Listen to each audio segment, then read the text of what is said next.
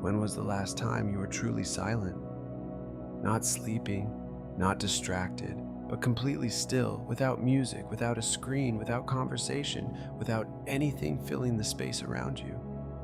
If you had to think for a moment to answer that, maybe it's because it's been a while, a long while. We live in an age of constant noise. We wake up to an alarm, put on music in the shower, listen to podcasts on the way, scroll through our phones during lunch, watch something at night, and fall asleep with a fan or some background sound running. And in the middle of all that, there's rarely a moment of real silence left. And when there is, we quickly fill it. We open our phones, we put something on, we look for someone to talk to, as if silence were a problem to be solved. But why do we do that? Why does silence bother us so much? I lay down here on this sand and stayed still, not doing anything, not thinking about anything specific. And at first it felt strange.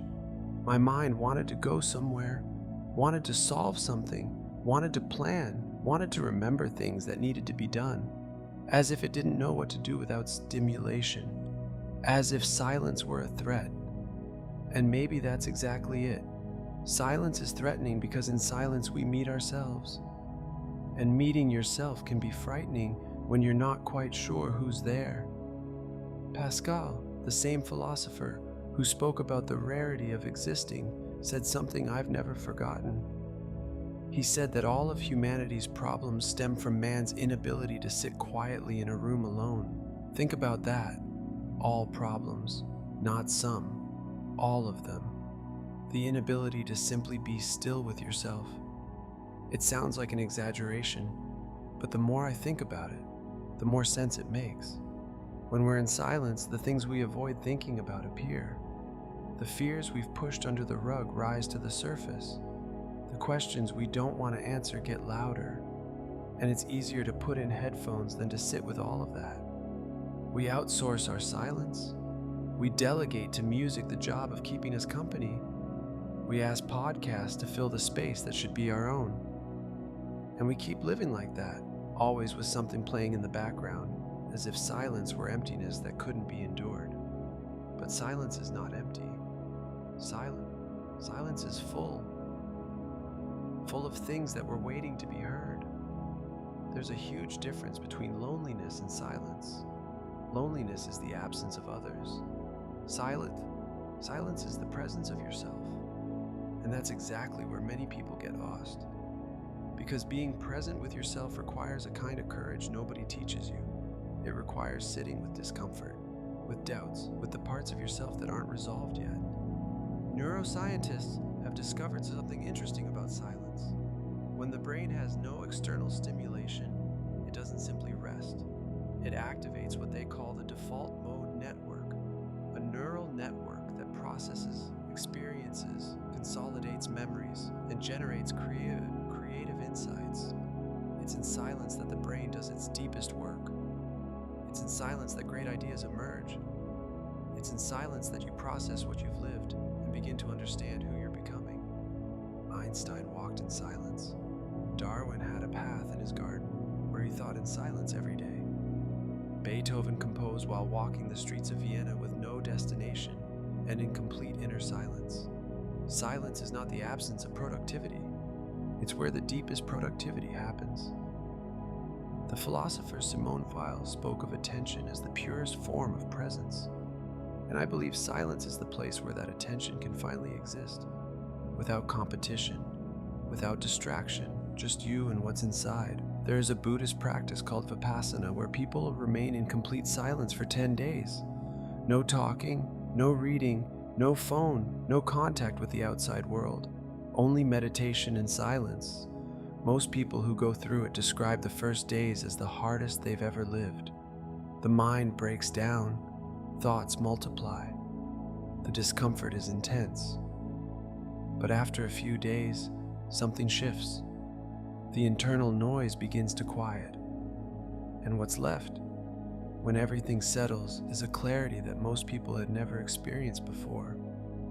You don't need to do 10 days of silence. But what would happen if you tried 10 minutes? Just 10 minutes. No phone, No music, no screen. Sitting or lying down like I am right now, looking at the sky or closing your eyes, letting thoughts appear without trying to control them. Letting silence be what it is. The mind will probably resist.